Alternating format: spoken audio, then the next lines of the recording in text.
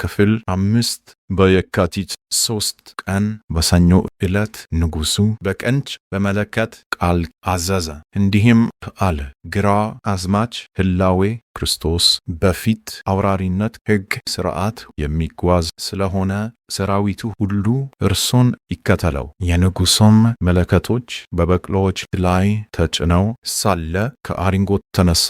የጉዞ ምልክት እንዲሆን ፊት አውራሪው አንድ ጊዜ መለከት ከሚነፋበት በስተቀር ሌሎቹ መለከቶችን እንዳይነፉ አዘዘ።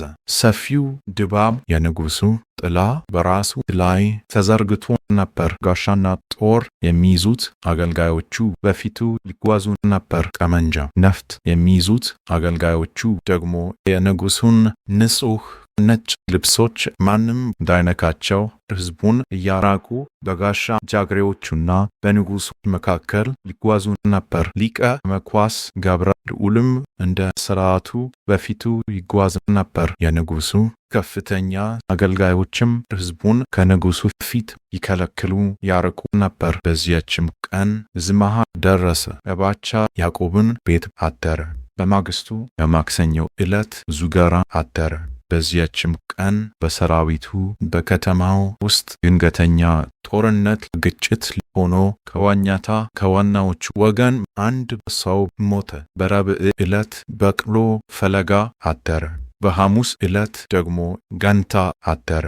በመንገድ ላይ ሳሉም ንጉሡ ብርቱና ኃያል ጎበዝ ወሬዛ የሆነውን ባሻ አርከሌድስን የገመድ በርን ዳገት ገደል ጠብቅ፣ ያች በር ጠባብ ናትና ንጉሡ ሳይሻገር በፊት ማንንም ሰው እንዳታሳልፍ ብሎ አዘዘው። እርሱም ታዞ ሄደና የዚያ መንገድ መጀመሪያ በሆነው ኮረብታ ወግር ላይ ድንኳኑን ተከለ። ንጉሡም በዓርብ ዕለት ከገንታው ተነስቶ አንዳቤት አደረ።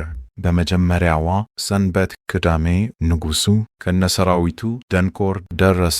በዚያው ቅጽበትም በፈረሱ ላይ ተጭኖ ተቀምጦ ከጥቂት አገልጋዮቹ ጋር ሄደ። ባሻ አርከሌድስ ድንኳኑን ወደ ተከለበት ቦታ ደረሰ። ከፈረሱም ወርዶ ወደ ድንኳኑ ገባ። ከእርሱም ጋር ግራ አዝማች እልፍዮስ ቱቻ እና የቆላው ባሻ ወልደ ጊዮርጊስ ነበሩ። ጥቂት ዘግይተውን ብላቴን ጌታ ማሞዬ ሊቀ መኳስ ገብረ ልዑልና ሊቀ አበው ስምዖን ደረሱ።